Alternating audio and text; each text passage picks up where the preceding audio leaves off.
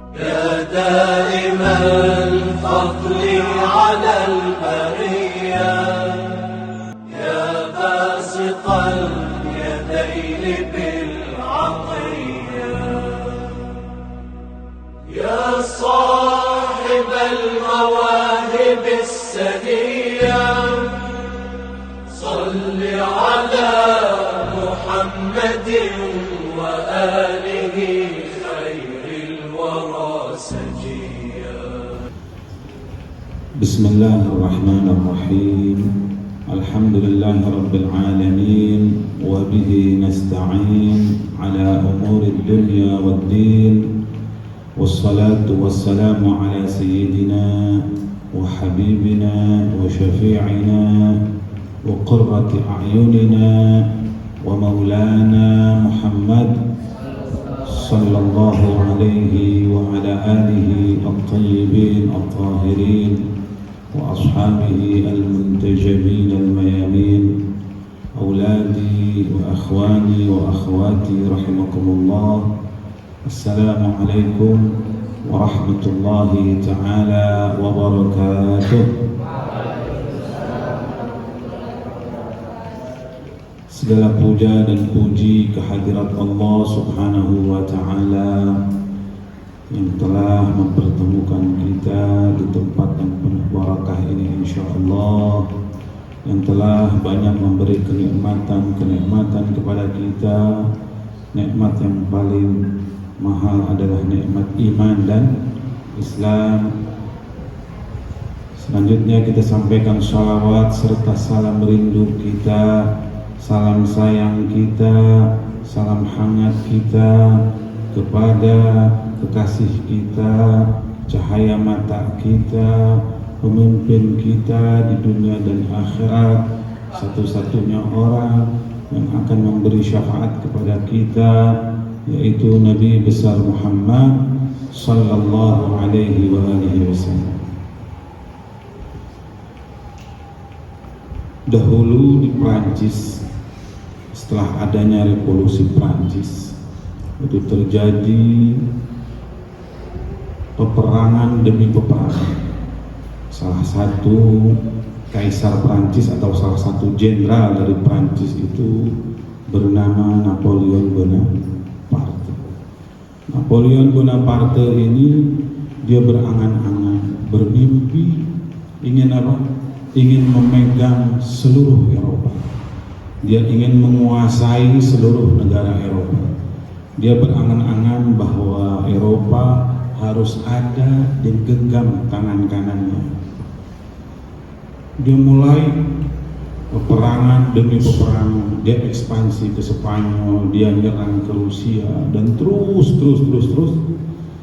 Di tengah-tengah ketika dia akan menyerang salah satu negara Arab, yaitu Mesir, Egypt. Ketika akan menyerang Mesir, dia melihat sejarah Islam. Dia baca sejarah Islam, dia pun kaget ketika membaca sejarah Islam ini. Ternyata dalam beberapa dekade saja, 1, 2, 3 dekade, orang Islam sudah dapat menguasai melebihi daripada seperempat dunia. Jadi Napoleon ini kaget, padahal hanya seseorang yang lahir di Mekah terus berhijrah ke Madinah, yang waktu itu tidak dianggap negara Arab ini, yang waktu itu Al-Jazirah Al-Arabiyah ini seakan-akan tidak ada di dalam peta, seakan-akan tidak ada nilainya. Tiba-tiba dengan cepat 1-2 dekade bisa menguasai melebihi daripada seperempat dunia. Kekuasaannya dari mulai Madinah sampai Azerbaijan, sampai Bukhara, sampai Armenia, sampai ke Soviet. Bayangkan saja, dari Makkah, dari Madinah, kekuasaannya membentang sampai ke Soviet. Beberapa negara Eropa, Turki, Istanbul itu dulu adalah Eropa, sampai sekarang juga Istanbul ini Eropa. Itu hanya dalam beberapa dekade. Zaman Sayyidina Abu Bakar, Sayyidina Umar, terus dilanjutkan sama Sayyidina Utsman sampai ke Sayyidina Ali bin Abi Thalib. Kekuasaan orang Arab atau kaum muslimin waktu itu membentang sampai ke Azerbaijan. Malah ada tokoh-tokoh Islam yang ada di dunia Islam itu kebanyakan bukan dari orang-orang Arab. Contohnya Al-Imam Al-Bukhari itu adalah orang Uni Soviet, bukan orang Arab. Dia perawi yang sangat diandalkan di kalangan kaum muslimin. Itu kelahirannya di Bukhara. Bukhara itu di salah satu negara pecahan Uni Soviet. Dan juga kita kenal siapa Al-Imam Al-Ghazali. Al-Imam Al-Ghazali itu orang mana? Orang Persia, orang Iran. Dan juga perawi-perawi hadis yang lainnya, ya, tokoh-tokoh ulama terkenal ini ternyata bukan orang Arab, tapi adalah orang-orang Persia, orang-orang Uni Soviet dan lain sebagainya. Ini Napoleon Bonaparte kaget, gerangan apa ini? Sampai kekuasaannya begitu membentang jauh. Bahkan yang lebih kaget lagi, Napoleon Bonaparte ini berpikir apa? Bahwa orang-orang Arab atau orang-orang Islam waktu itu menguasai Persia atau sebagian negara Uni Soviet bukan hanya kekuasaan secara fisik, bukan hanya kekuasaan secara wilayah, tapi orang-orang Islam waktu itu menguasai jiwa juga, ruh juga. Banyak dari orang-orang Soviet, banyak dari orang-orang Ajam selain orang-orang Arab itu masuk Islam, memeluk agama Islam. Napoleon kaget, ini kok sedemikian rupa. Padahal Napoleon Bonaparte, siapa yang tidak kenal Napoleon Bonaparte? Biasanya orang kalau berbicara tentang sejarah dunia selalu menyinggung gerangan siapa tokoh ini, tokoh Napoleon Bonaparte. Napoleon Bonaparte adalah salah satu jenderal yang berkudeta menggulingkan kerajaan Prancis, dan dia berangan-angan ingin menguasai Eropa. Tapi sangat sayang, Napoleon Bonaparte kalah sama kerajaan Inggris dan dia diasingkan dan wafat setelah 6 tahun diasingkan.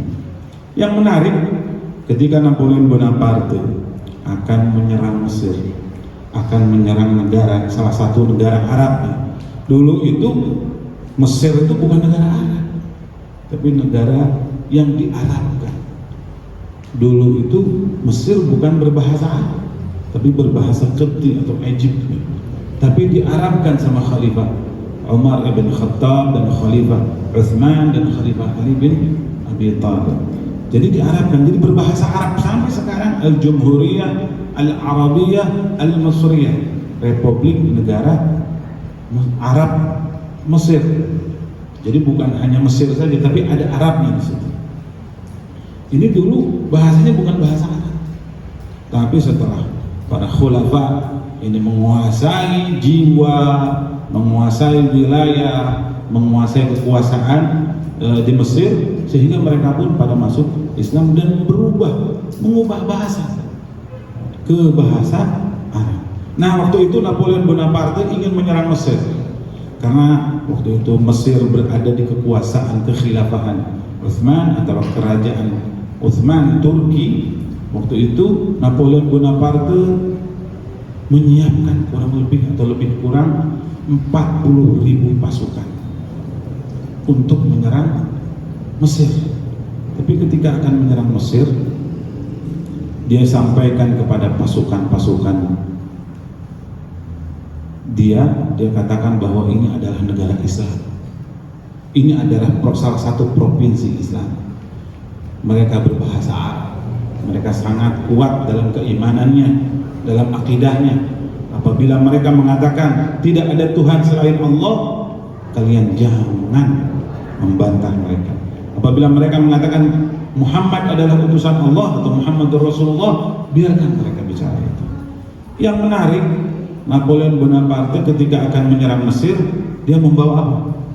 membawa dari 40.000 pasukan ini ada beberapa puluhan filosof, ada ratusan dokter hewan juga, ada penyair pujangga.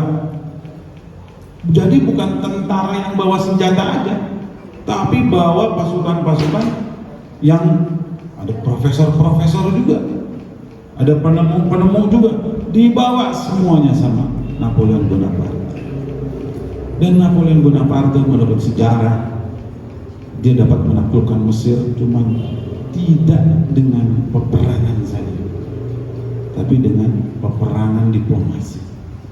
Sehingga Mesir pun, atau salah satu di antara provinsi Mesir, yaitu Alexandria kalau di Indonesia, itu jatuh ke tangan Napoleon Bonaparte. Dan tidak itu saja, Napoleon merasa belum cukup. Yang pertama karena belum bisa menghancurkan kekhilafahan atau kerajaan Turki. Yang kedua, ternyata orang Mesir ini masih beragama Islam, sementara Napoleon beragama Katolik atau Kristen. Dia bagaimana caranya supaya ingin melawan, menguasai orang-orang Mesir, baik wilayahnya dan jiwanya. Tapi sayang, Napoleon membaca buku-buku Islam. Dia bahkan menikah dengan salah satu perempuan Mesir dengan harapan ingin mengislamkan wilayah Mesir. Sebagian sejarah mencatat malah Napoleon katanya yang tertarik dengan Islam. Malah Napoleon yang sebagian orang menulis bahwa Napoleon sempat masuk Islam. Tapi ini walaupun dhaif, ya, lemah pendapat ini, tapi ada yang mengatakan itu.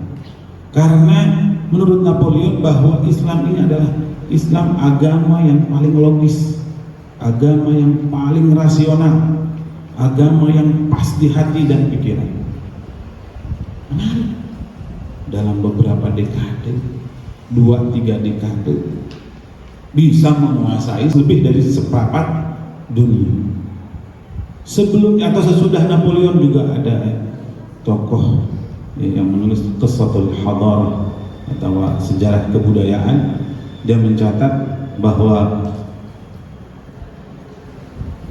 di setiap tokoh itu pasti indikator sebagai tokoh itu karena pengaruhnya. Napoleon Bonaparte disebut tokoh karena punya pengaruh. Begitu juga yang lainnya. Abraham Lincoln disebut tokoh karena kenapa? Karena dia ada pengaruhnya. Tapi ketika Will Durant ini menulis tentang Nabi Muhammad SAW, kalau memang yang disebut tokoh itu karena pengaruhnya, maka Muhammad tidak ada tandingannya dalam pengaruhnya kepada orang lain. Muhammad bisa merubah orang yang asalnya sering berbohong jadi tidak pernah berbohong lagi. Muhammad bisa berubah orang yang asalnya tidak benar jadi benar. Muhammad bisa merubah orang yang asalnya tidak memahami apapun juga jadi memahami, jadi mengerti. Ini menurut Will. Bahkan Muhammad itu bukan hanya mempengaruhi pikiran saja, tapi jiwa, kelakuan dan lain sebagainya. Bayangkan, sama Nabi Muhammad kita diatur bagaimana caranya masuk ke kamar mandi. Harus kaki kiri dulu, keluar dari kamar mandi harus kaki kanan dulu, masuk ke masjid harus kaki kanan dulu, keluar dari masjid harus kaki kiri dulu. Diatur sedemikian rupa.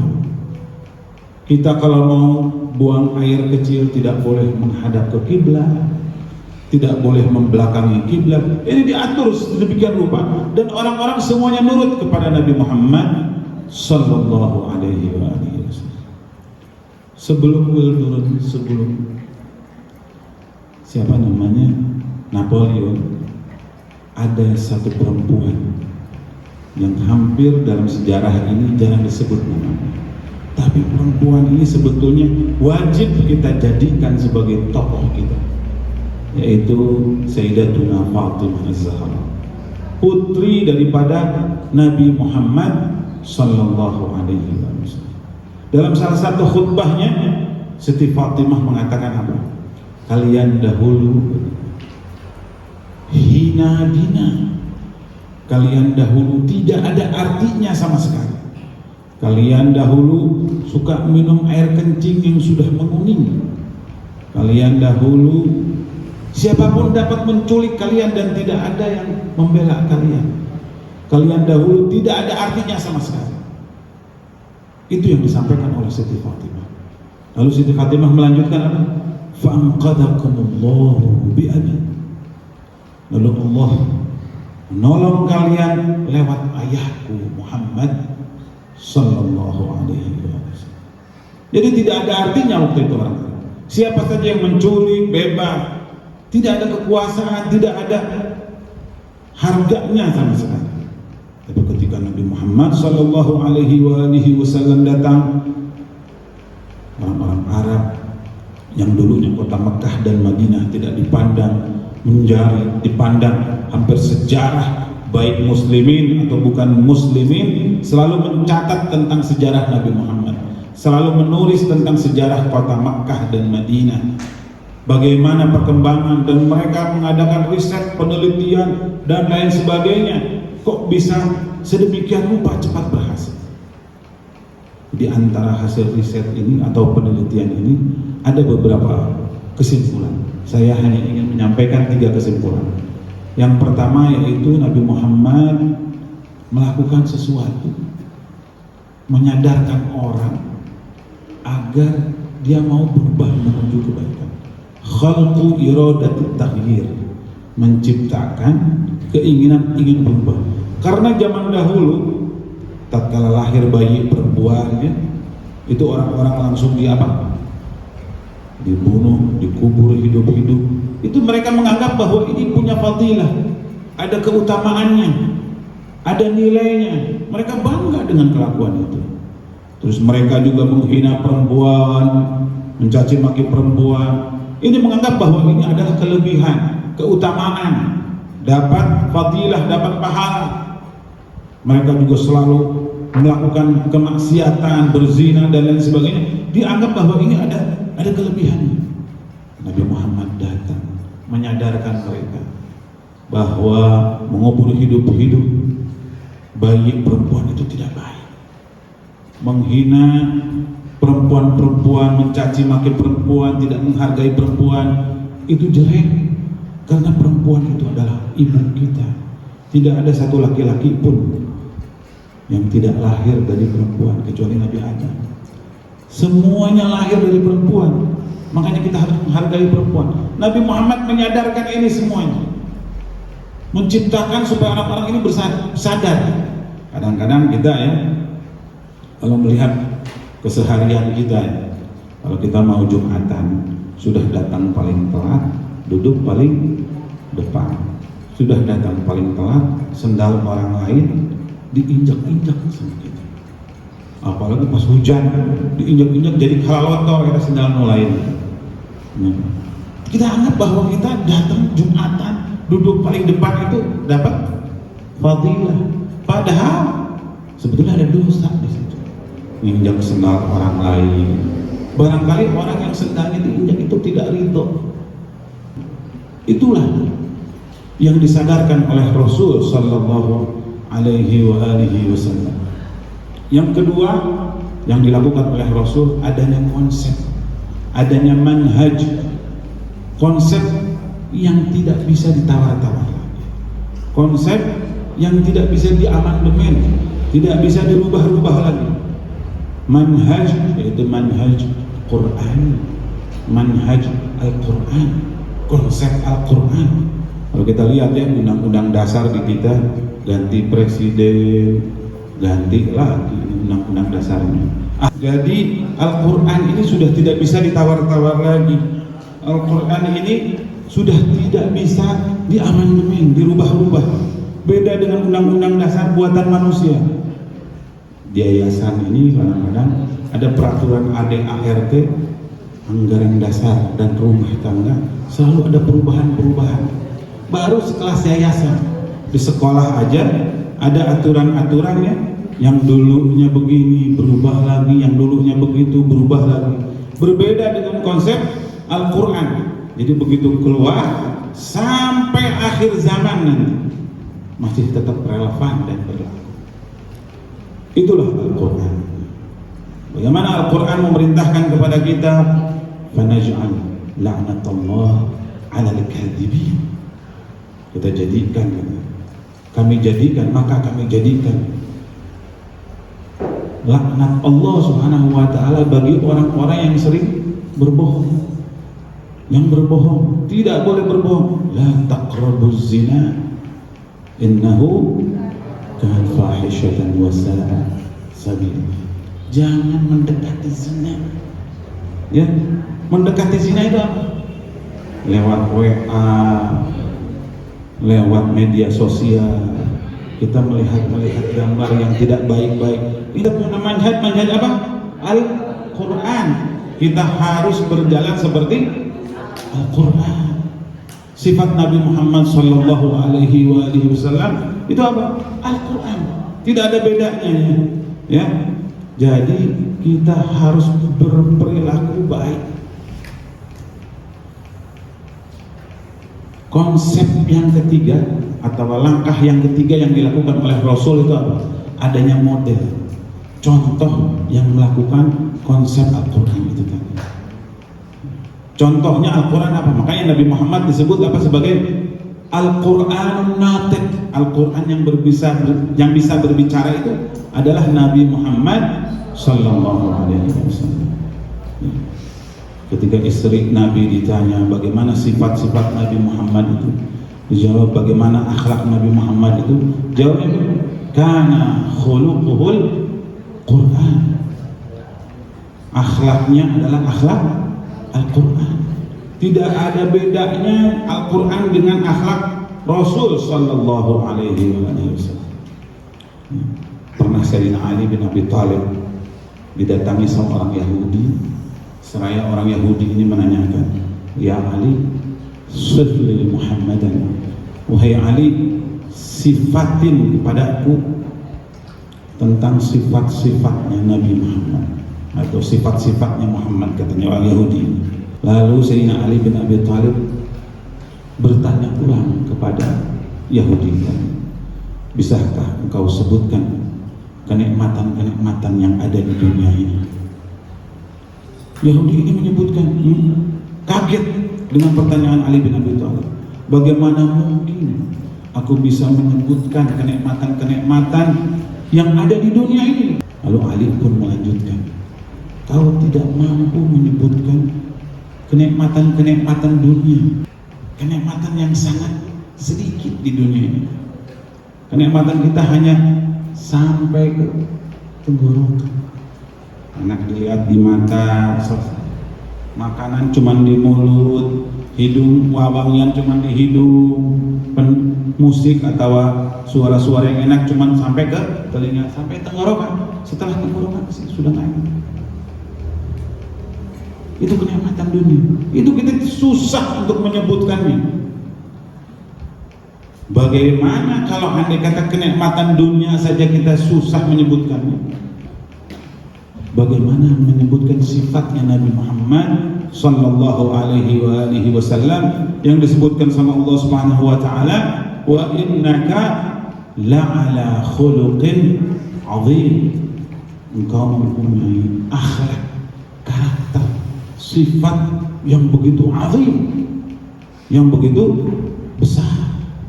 Maka dari itu, yuk kita sama-sama bareng-bareng mulai hari ini, mulai saat ini, mulai jam ini, mulai detik ini, kita harus berlomba dalam kebaikan. Kita harus meniru langkah Nabi Muhammad Sallallahu Alaihi Wasallam. Yang ketiga apa? Kita harus merasakan yang dirasakan oleh orang lain. Ya, bahwa kita tidak mau dibohongin, jangan berbohong. Kita tidak mau dipukul, jangan mukul. Kita tidak mau dibully, jangan bully. Kita tidak boleh, nggak mau dihina, jangan menghina. jadikan orang lain itu seperti diri kita. Jangan sampai lupa. Ini konsep Nabi Muhammad SAW. La yu'minu ahadukum hatta yuhibba li akhihi ma yuhibbu li nafsihi. Tidaklah beriman di antara kalian kecuali dia mencintai saudaranya, mencintai temannya, mencintai orang-orang yang ada di sekitarnya, mencintai sesama manusia sama seperti dia mencintai dirinya sendiri. Kalau kita pengen makan sama daging, orang lain juga pengen makan sama daging. Jadi nanti kalau makan-makan ini jangan kita ngambil dua, yang lain nggak dapat daging, kecuali kalau lebih. Terus juga kalau kita tidak mau dipukul, jangan mukul. Konsepnya adalah berperilakulah kepada orang lain seperti engkau ingin diperlakukan oleh orang lain. Kalau kita ingin dibaikin, ya kita harus baik. Kalau kita pengen disenyumin, ya kita harus senyum. Jangan melotot terus ya. Kalau ditegur sama orang tuanya kadang-kadang tidak nerima ya. Guru ini kalau di Jepang itu guru itu, ini orang Jepang ya, mudah-mudahan salah ya, melebihi daripada orang tua. Ini orang-orang Jepang. Kalau kita mah orang tua nomor satu, setelah orang tua baru guru-guru kita. Jadi kita harus menghargai jerih payah guru-guru ini, mengajari kalian. Capek bagaimana caranya kalian supaya paham tentang ilmu, baik ilmu agama ataupun ilmu selain agama. Ya, kudu betul-betul menghormati guru, menghormati teman, menghormati sekelas, menyayangi adik kelas, menghormati kakak kelas. Itulah akhlak. Sebetulnya ini pelajarnya tinggal kita pikirkan diri sendiri. Kalau andai kata kita bisa menghargai orang lain, merasakan orang lain seperti yang dirasakan oleh kita, kita akan menguasai dunia. Wali Songo ini hanya 9 orang bisa mengislamkan tanah Jawa. Malah saya waktu ke Kuala Lumpur, saya melihat bahwa Kuala Lumpur ini salah satu kekuasaan dari kerajaan Demak. Di Thailand, di Fatoni itu salah satu adalah kekuasaan Demak sampai ke sana. Dulu itu Demak hanya 9 orang, 9 wali. Konsepnya bukan keramat-keramatan, bukan nunjuk kelapa jadi emas seperti yang di film-film itu, tapi yang dilakukan oleh Wali Songo itu apa?